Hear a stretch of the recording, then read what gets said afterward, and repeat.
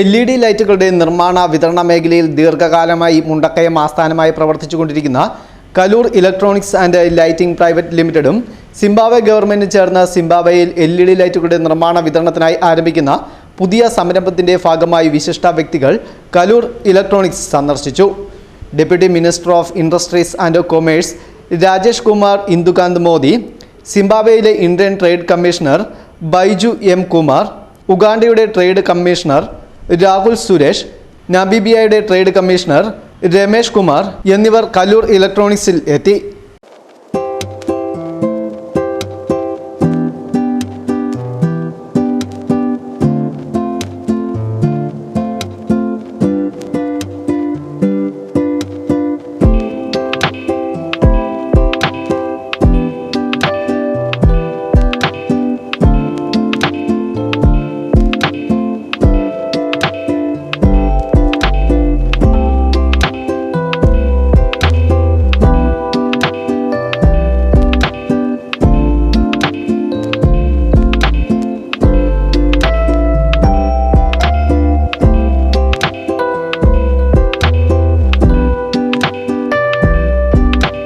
നിർമ്മാണ മേഖലയിലെ നൂതന സാങ്കേതിക വിദ്യകൾ കണ്ട് മനസ്സിലാക്കി.